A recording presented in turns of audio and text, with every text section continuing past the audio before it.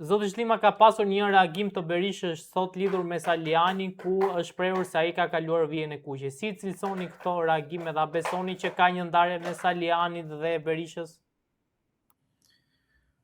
Unë këto lajme dhe këto mesazhe ose këto deklarime dhe qëndrime të cilët dalin në publik i mbaj me rezervë dhe nuk dua të shprehem në një moment të tillë, sepse mendoj se duhet presim të piqen kushtet e daljes publike për të qëndrimeve të sakta dhe të qarta të zotit të Berisha, por dhe të zotit Saljani nga ana tjetër, por mos harroni një fakt, sepse me datën 20 dhjetor, por edhe me datën 22 dhjetor, Partia Demokratike dhe zoti Lapaj bëjnë aksion opozitar në rrugët e Tiranës dhe përpara kryeministrisë.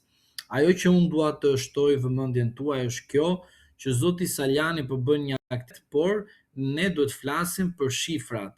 Në rast se shikojmë që zoti Lapaj dhe zoti Berisha kanë një afrimitet në distancë, do kuptojmë që zoti Berisha po i shkel syrit zotit Lapaj dhe nga ana tjetër don të largojë nga Partia Demokratike zotin Saljani. Pse them këtë gjë? Sepse në rast se do të merrem me shifra, zoti Lapaj ka marrë në zgjedhjet e 11 maj 70.000 vota, ndërsa zoti Saljani në zgjedhjet e 11 maj nuk kandidoi sepse ishte në burg.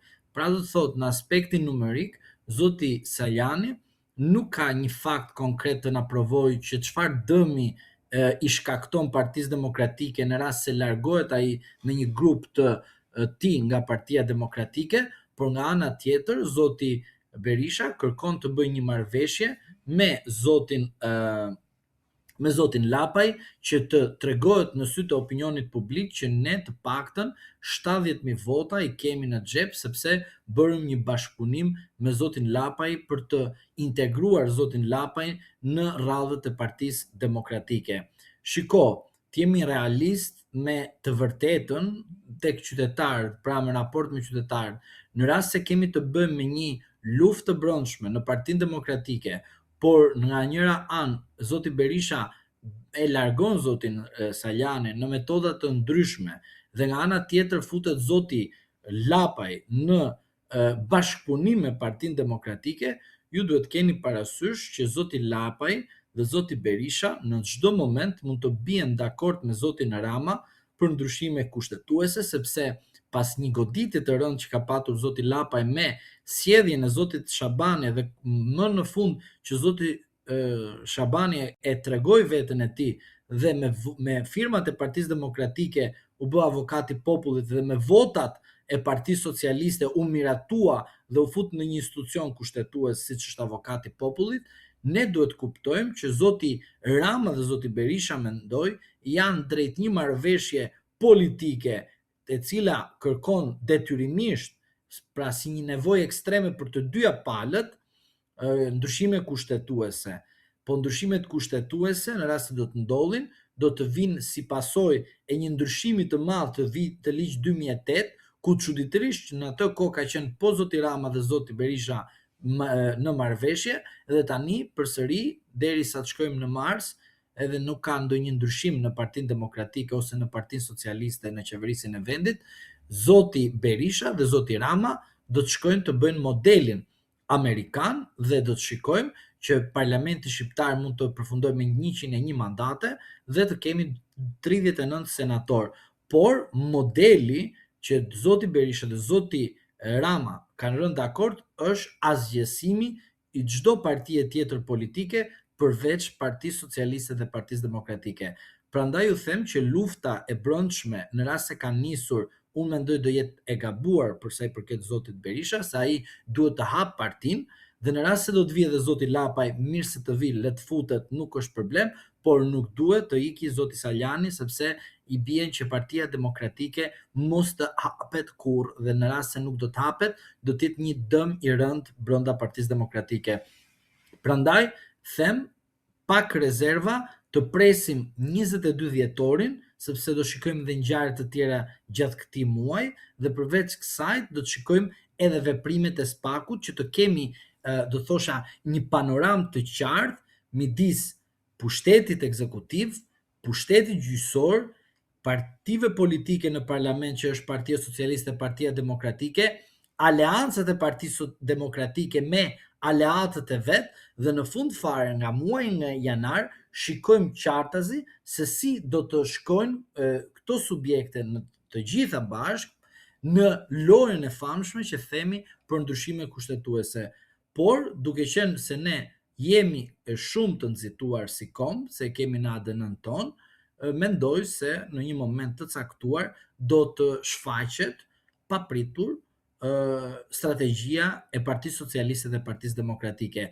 Por nuk është rrëzimi i Saljanit apo Lapajt. Jo, se kjo marrëveshje do të kuptoni qartazi që është se si tani e tutje dham tek populli atë që desh. Çfarë? I arrestoi të gjithë? Po. I futi brenda? Po. Ai sa futi. Tani është momenti që politika do përfshihet në një aleancë e cila do të godasi krimin e organizuar, kujdes, dhe pushtetin ekonomik. Pra, Partia Socialiste dhe Qeverisja e vendit do të godasi nëpërmjet format e saj që ka në pushtetin ekzekutiv, këto dy pushtetet të tjera. Dhe Partia Demokratike, për shkak të zhgënimit të këtyre pushteteve të ndryshme, do të pres kush nga këta do të shkojë tek ai që të bëhet rotacioni politik, sepse goditja do jetë e përqendruar që këto dy partitë kryesore të marrin ato çfarë duhet të marrin nga çdo goditje që do t'i bëjnë një pushtetit kriminal, se është edhe ai pushtet, dhe pushtetit ekonomik. Kur pushteti ekonomik do të kuptojë se çfarë ka ndodhur dhe në cilën situatë e ka vendosur pushteti ekzekutiv pra zoti Rama, atëre do përpiqet që të bashkojë të gjitha forcat të ndryshme që janë jashtë brenda Partisë Demokratike, që Partia Demokratike të marrë një formë të dur, që të shkojë nga një parti opozitare që mos të përfundojë si shoqat, duke bashkuar Saljanin, Lapajin, të gjitha aleatët brenda me detyrim përcaktues rrëzimin e Ramës për shkak se Spaku do arrestojë edhe të tjerë brenda radhës të Këshillit të Ministrave dhe pse jo edhe te godina e Këshillit të Ministrave. Pas vendimarrjes së gjykatës kushtetuese duhet keni parasysh që Spaku më në fund duhet kishte filluar në fillim, po më në fund arriti atë që duhet të kishte bërë, kërkesën për heqjen e imunitetit të zonjës Balluku për të ushtruar të gjitha ato të drejtat procedurale penale që në fund fare organi i akuzës të jetë, do të thosha, i qartë dhe i lirë të veprojë pas një pengesë ligjore ndaj zonjës Balluku. Por ajo që unë dua të shtoj tek ju është kjo që në të njëjtën kohë me kërkesën e heqjes së imunitetit të zonjës Balluku u shënua edhe një aksion i prokurorisë së posaçme kundër Akshit. Për këtë gjë duhet kemi parasysh që zoti Ahmetaj ishte ai i cili ka folur para zgjedhjeve të 11 majit, duke bërë një denoncim ndaj zonjës Balluku, por edhe ndaj Akshit, dhe duke bërë disa paralajmërime të natyrës parandaluese për sa i përket disa personave të cilët ishin përfshirë në tenderime të ndryshme në punën e tenderave publike për sa i përket infrastrukturës, por edhe Akshit për sa i përket emrit të famshëm Danieli, i cili më në fund ishte në tentativë arratisje ose ishte në tentativë pengmarrje, por shpëtoi për shkak se zoti Berisha doli dhe e mbrojti publikisht. Pra, lajmi i tij doli nga zoti Berisha se ai po merret peng dhe po dhunohet. Por çfarë duam të kuptojmë nga kjo provë, e cila për mendimin tim është një provë domethënëse, sepse në fund fare ajo që ne po kuptojmë është që në të vërtetë zoti Ahmetaj është një person i cili është në arrati apo paralelisht është i penduar i drejtësisë në distancë. Për herë të parë mund të shikojmë që ka një person i cili që ka i penduar në distancë në kuptimin gjithmonë politik, sepse juridik sigurisht ai duhet të shkojë përpara autoriteteve dhe të japë shpjegime dhe të bëhet bashkëpunëtor i drejtësisë, por në aspektin politik zoti Ahmetaj përdori këto informacione për të goditur rrethin e zotit Rama, por jo zotin Rama, sepse pikrisht tek zoti Rama qëndron diçka tjetër që ende nuk e shikojmë për arsye se tymi është kaq shumë, do thosha, i zi, i cili nuk të jep një qartësi objektive për të parë ashtu siç duhet ngjarjet, po thjesht të jep një qartësi subjektive. Çfarë do thotë subjektive? Do thotë që merret me persona ky tym dhe nuk merret thjesht me rastin e themelit që ka të bëjë me ngjarjet konkrete dhe për persona të cilët janë të përfshirë në mënyrë konkrete, po thjesht tërthorazi. Duke qenë në këto kushte, zoti Ahmetaj përdori intervistat e tij për të shpëtuar në një farë mënyre ndjekjen penale dhe mënyra të ndryshme të cilët ai ka bërë gjatë kohës kur ka dhënë intervistë në një televizion në Republikën e Shqipërisë. Por më lejoni t'ju them edhe një parashtrim tjetër, i cili për disa do të duket si një parashtrim i rrezikshëm, por është do thosha një parashtrim i cili na çon tek një marrëveshje. Cila është marrëveshje për mendimin tim?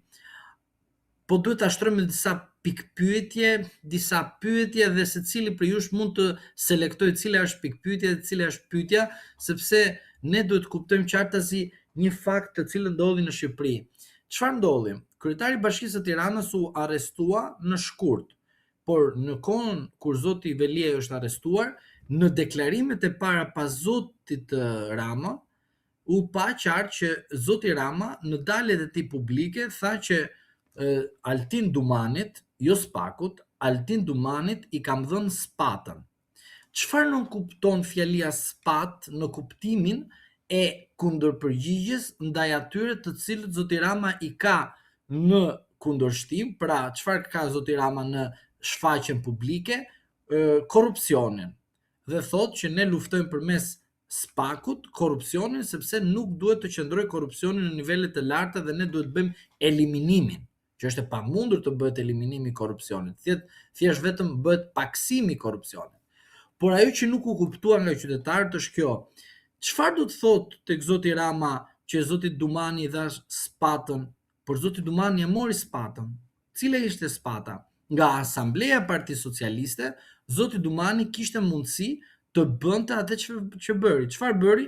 Arrestoi zotin Berisha, arrestoi zotin Meta, arrestoi zotin Bllako, arrestoi zotin Beqej, arrestoi zotin Erion Velie, arrestoi të Ilir Metën, arrestoi dhe shumë funksionarë të tjerë të cilët janë rreth oborit të Partisë Socialiste, edhe kundërshtar zotit Rama brenda Partisë Socialiste, por në të njëjtën kohë edhe kundërshtar të tij në opozit. Pra, zoti Dumani me shpatën që zoti Rama tha që ja kam dhënë në shkurt të 2025-ën, vim sot në muajin dhjetor të 2025-s dhe shikojmë që zoti Rama e ka marrë këtë spatë edhe nuk ja i lën më zoti Dumani për shkak se nesër zyrtarisht me datën 18/12/2025 zoti Dumani mbaron misionin e tij sipas atë që ne themi manualin e Partisë Socialiste dhe zgjatimin e Asamblesë së Partisë Socialiste në objektivat e zotit Dumani si drejtuesi i prokurorisë.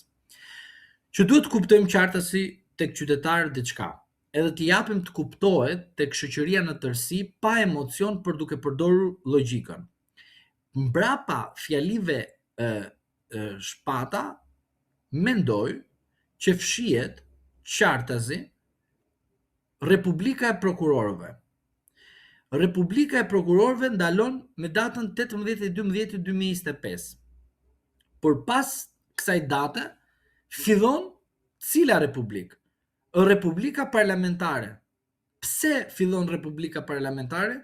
Se pikrisht zoti Rama u ndihmua qartësi që të bëhet një aksion kundër kundërshtarëve të tij që në 11 maj zoti Rama të merrte këto shifra elektorale, të cilët ne i kemi fakt konkret, pra 83 mandate.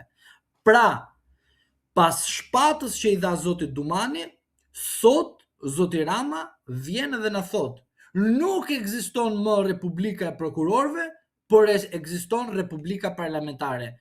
Pse kjo gjë? Sepse pikrisht u mora 83 mandate, mora mandatin e 4, pra unë tani e tutje nuk kam pse të luftoj më kundërshtarët e mi politik, sepse pikrisht kjo drejtësi e reformuar nga mua personalisht, edhe nga Partia Socialiste, por ajo që ishte më e fortë bekimi që zoti Rama i ka dhënë zotit Dumani që të arriste këtë objektiv. Prandaj them që jo vetëm i penduari në distancë zoti Ahmetaj, por edhe veprim që zoti Rama bëri duke thënë që zoti Dumani është dhënë, pra do thoja miratimi, por edhe mbështetja pa asnjë rezervë për të luftuar krimin organizuar dhe korrupsionin, me thënë saktë, zoti Rama është në momentin më të mirë edhe më të duhur për veten e tij të kujtoj qytetarëve që jemi një republikë parlamentare dhe jo më një republikë e prokurorëve, për shkak se prokurorët misionin dhe ndihmën e çuan deri në fund dhe zoti Rama është i privilegjuar. Zoti Zhlima, çfarë ndodh në Këshillin e Mandateve ditën e premte? Së pari duhet keni parasysh diçka. Rregulloria e parlamentit parashikon qartazi disa afate strikte. Çfarë do të thotë? Kryetari i Kuvendit duhet të mbledhë në mënyrë urgjente mbledhjen e Këshillit të Mandateve dhe Rregullorës së Parlamentit. Pra, të premten do të kemi, me sa di unë, një zhvillim normal duke respektuar gjithmonë kodin e procedurave administrative të një procesi të rregull ligjor, por ajo që nuk do shikohet qartë në fillimin e saj është që Partia Socialiste do dali apo jo me një raport përfundimtar për heqjen apo jo të mandatit të zonjës Balluku. Që do të thotë, në rast se Partia Socialiste don ta zvarrisi, ka mundësi të përdori nenin 118 të rregullorës së parlamentit dhe të justifikohet pas kësaj rregullore dhe përveç kësaj të justifikohet me faktin që gjykata kushtetuese në datën 22 janar do gjykojë rastin e zonjës Balluku për sa i përket pezullimin dhe konfliktit për kompetencat e Këshillit të Ministrave dhe pushtetit gjyqësor. Por, nga ana tjetër duhet keni parasysh që po ligjvënësi në rregullorën e parlamentit nuk e ka specifikuar qartësi që në momentin kur bëhet kërkesa dhe nuk shqyrtohet ajo brenda 3 muajve në seancë plenare për të votuar, automatikisht rrezohet kërkesa e prokurorisë për të kërkuar ndaj zonjës Balluku çdo mas sigurie. Pra, zoti Rama dhe grupi parlamentar socialist mendoj se do të bëjë një lojë të cilën nuk e kemi parë ndonjëherë, por do jetë një lojë e cila do të rikujtoj përsëri që kemi të bëjmë me një republikë parlamentare dhe Kuvendi është institucioni i parë që troket spaku për të kërkuar marrjen e autorizimit. Po ashtu, ligjvënësi në kodin e procedurës penale nuk e ka thënë të qartë se sa herë lejohet që prokurori të kërkojë masa sigurie dhe masa ekstreme. Prandaj, ajo që unë vej tek njerëzit ose do të thoja i shtoj të kenë vigjilencë maksimale, vëmendjen maksimale, që mos të shikojnë më në aspektin vetëm juridik. Duhet edhe juridik, por edhe politik paralelisht, të dyja bashk, në rënditje me njëra tjetrën, në përputhje me njëra tjetrën, të kuptojnë që zoti Rama ka ndryshuar. Dikush do të thotë që ekziston një provë kundër tij. Jam dakord, mund të ketë ndodhur dhe mund të ndodhi që brenda fashikujt të prokurorit të kemi të bëjmë me prova të cilët edhe japin indicie që edhe zoti Rama mund të jetë i përfshirë në shumë ngjarje të ndryshme. Por këto nuk do të thotë që e përbëjmë vepër penale. Por ajo që ne duhet të kuptojmë është kjo. Përse zoti Rama, duke thënë që po, unë e bëra drejtësinë e re, unë nuk bëra avokatin e asnjërit prej tyre të cilët kanë bashkëpunuar dhe kanë qenë në oborrin tim, ndërsa sot ai politikisht bën avokatin e zonjës Balluku. Nuk është vetëm sepse ka ardhur kërkesa nga Kuvendi, por ai bëri dhe do thoya në aspektin jo moral, bëri avokatin e zonjës Balluku duke e mbajtur në detyrë dhe duke pritur gjykatën kushtetuese.